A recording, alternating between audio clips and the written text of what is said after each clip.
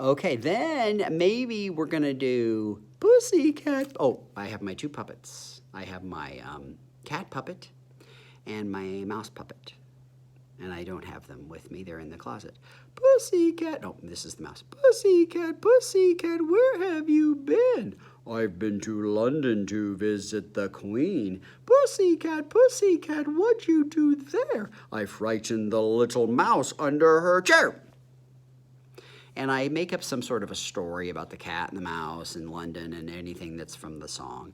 Just kind of a brief story. And in the story, I try to repeat it a bunch of times. Pussycat, Pussycat, where have you been? I've been to London to visit the Queen. Pussycat, Pussycat, what'd you do there? I frightened the little mouse under her chair. And now, is there a child, now that you've heard the song 5 times, that would hold the mouse puppet for me? It's a little finger puppet. And is there another child that would hold the cat puppet for me? Oh, fantastic. So let's do it, and we'll all say it together this time.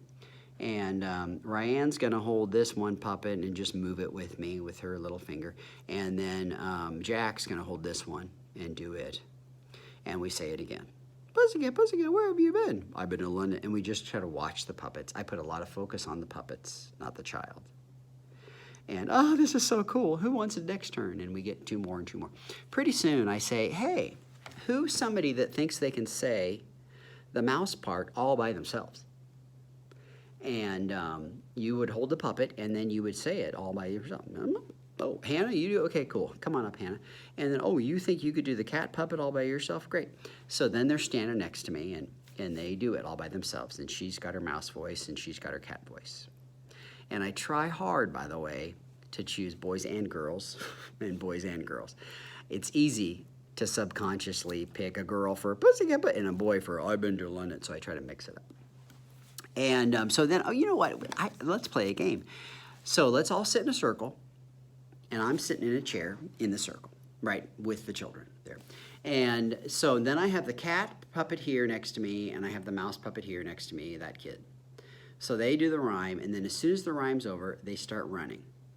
But they run opposite directions away from me, around the outside of the circle. Uh-oh, they don't want to bump into each other, so they pass each other, and they keep going. And whoever is the first one back here to me is the winner. So we talk about how you can't run into each other. And so they do it, and they say the poem, and then I'm like, go, hurry, run around that circle, go! And when they meet each other, they're pretty good about, being aware of that, because I've made them aware of it, and they stop and pass each other. Now, there's always the kids at the beginning that they meet each other, and then they turn around.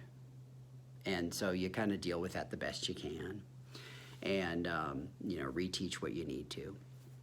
And I always add a lot of, because I want them to be excited. Remember, they're unengaged. A lot of times they'll just watch the other kid run, and it's just not fun, so I have to build that in. So we just play that a ton of times, ton of days. Let's play Pussycat, Pussycat, who, where have you been? One time I had one little girl that made some remark about a pussycat. Like her mom didn't allow her to say that word or something. But in general, in kindergarten, other than that one time, that was about 5 years ago, maybe 6, I've never had a problem with it. If you are uncomfortable with it, you could sing, kitty cat, where? So then, hey, I have these cards. Mouse voice, cat voice. And so then I hold them right underneath the puppet. Hannah's over here holding this puppet, so just so everybody remembers that Hannah is the mouse, and just so everybody remembers that Charlie is the cat, I will hold these cards by him.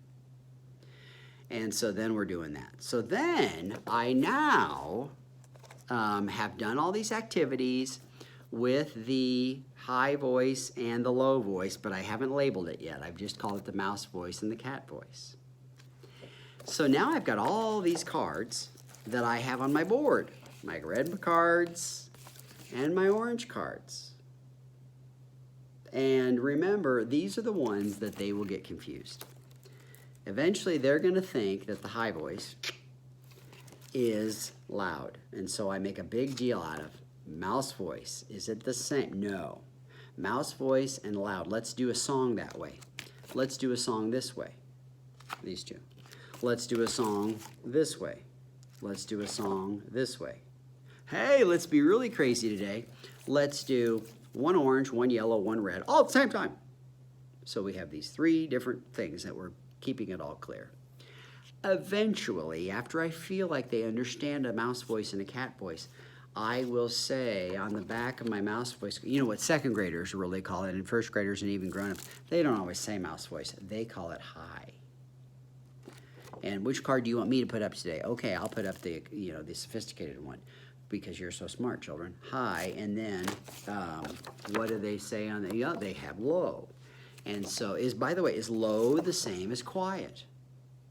And if you asked a lot of adults, they'd say, yes, they're the same thing. And I would say, well, actually, they're not. And you decide you're going to use the word low pitch and high pitch. I had a kid call it that one time, and I'm like, brilliant. So anyway, low is not the same as quiet. We do low, and we do loud, and we do low and quiet. We do it, and we just make different combinations.